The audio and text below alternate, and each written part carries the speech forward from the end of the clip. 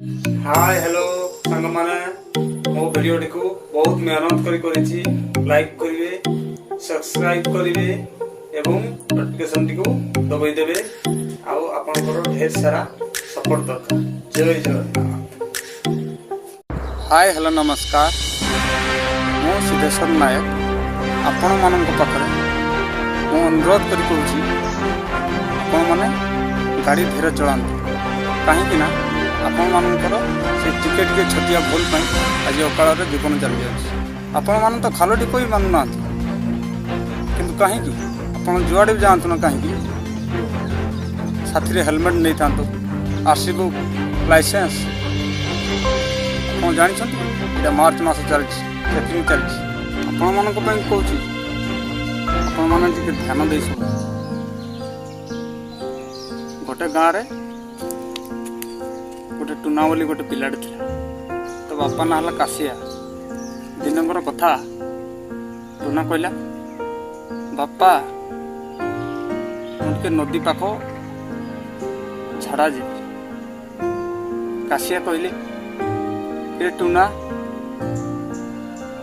रास्ता रे गाड़ी बहुत जोर रे चलुची तो गाड़ी नहीं तू साइकिल ला नहीं जा। टुना कहला ना बापा ना मु गाड़ी नेबी माने नेबी। काशिया कहला बापा कहले काशिया रे टुना तुम कथा मान पो काली अखिल पो सिपू डंफ सहित कोटी स्पॉट डेथ हो जाइतिला जानिछु तो। हाँ बापा जानिछि। ना बापा मु धीरे धीरे जीवी किछि नहीं।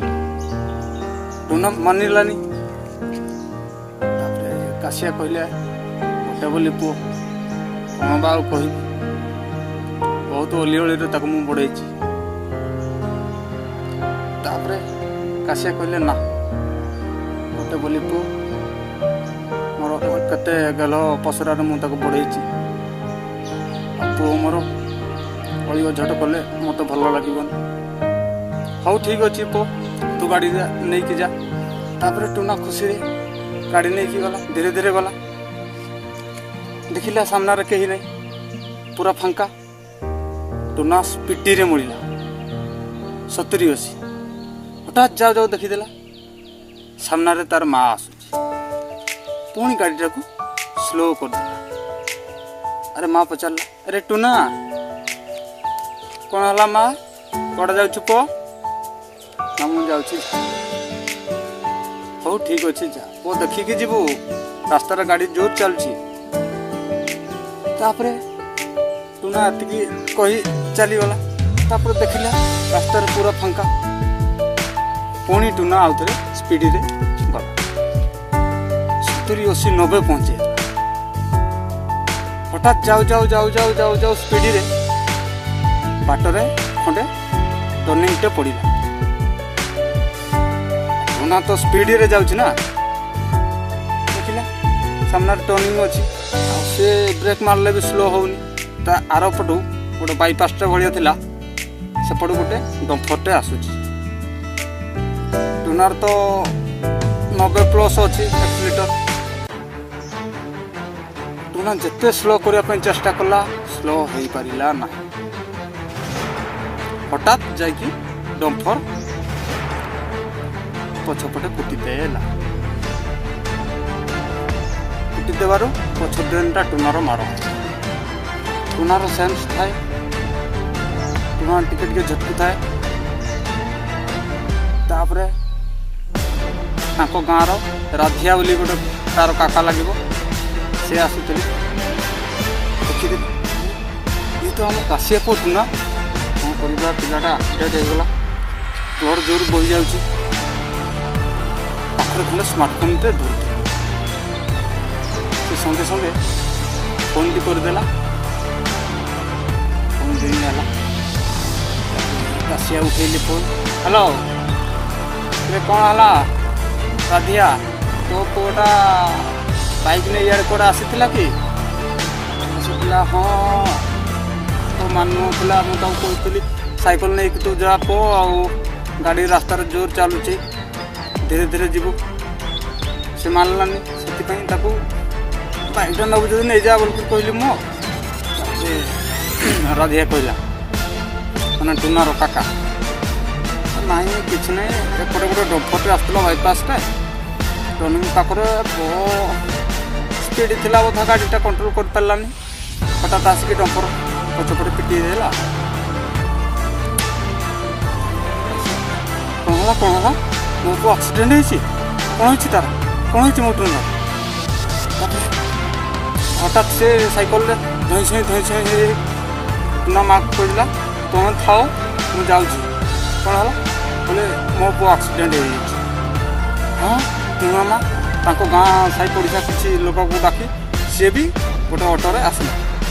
ଆସିକି ଦେଖିଲେ ଟୁନା ସେନ୍ସ ଅଛି, ବ୍ଲଡ଼ ଯୋଗୁଁ ବୋହିଯାଉଛି, ଟ୍ରେନ୍ ମାଡ଼ ହେଉଛି।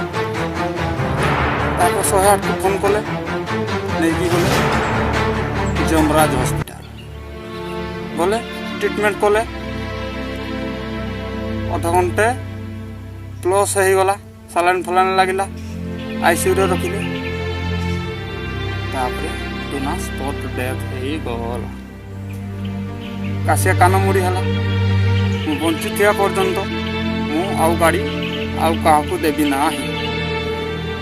ତାପରେ କାଶିଆ କହିଲା ଅକାଳରେ ମୋ ପୁଅଟା ଚାଲିଗଲା।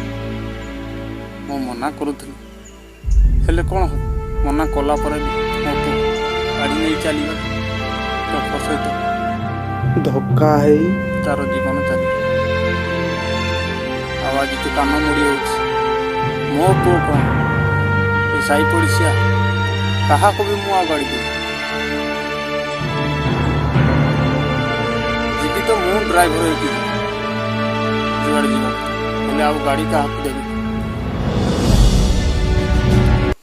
ପାଖରେ ହେଲମେଟ୍ ପିନ୍ଧିବ, ଲାଇସେନ୍ସ ଧରିବ, RC ବୁକ୍ ଧରିବ, ତାପରେ ଯାଇ ଗାଡ଼ି ଚଳାଇବ ଏବଂ ଖାଲ ଢିପ ଦେଖିକିରି ଗାଡ଼ି ଚଳାଇବ। ଆପଣମାନେ କ'ଣ ଖାଲ ଢିପ କିଛି ମାନୁନାହାନ୍ତି, ସେଥିପାଇଁ ଆକ୍ସିଡେଣ୍ଟ ହେଉଛି। ଆପଣମାନେ ଟିକେ ଧ୍ୟାନ ଦେବା ଦରକାର। ମୁଁ ଗୋଟେ ଗାଡ଼ି ଡ୍ରାଇଭର, ମୋ ଭରସାରେ ଆହୁରି 5 ଜଣ ଯାତ୍ରୀ ବସିଛନ୍ତି ପଛରେ। ମୁଁ ଅଟୋ ଡ୍ରାଇଭର ହେଉନା କାହିଁକି, ବସ୍ ଡ୍ରାଇଭର ହେଉନା କାହିଁକି, କି ବାଇକ୍ ଡ୍ରାଇଭର ହେଉନା କାହିଁକି, ମୋ ଭରସାରେ କେତେ କେତେ ଯାତ୍ରୀ ସବୁ ବସିଥାନ୍ତି। ତମେ ଭୁଲିଯିବନି ଯେ ତମେ ଗୋଟେ ଡ୍ରାଇଭର। ତମେ କ'ଣ କରୁଛ? ଗାଡ଼ି ଚଲାଇବା ସମୟରେ ନିଶା ସେବନ କରୁଛ। ଆରେ ନିଶା ସେବନ କରିବା ଉଚିତ ନୁହେଁ ଗାଡ଼ି ଚଲାଇବା ସମୟରେ, କିନ୍ତୁ ଆପଣମାନେ କ'ଣ କରୁଛ?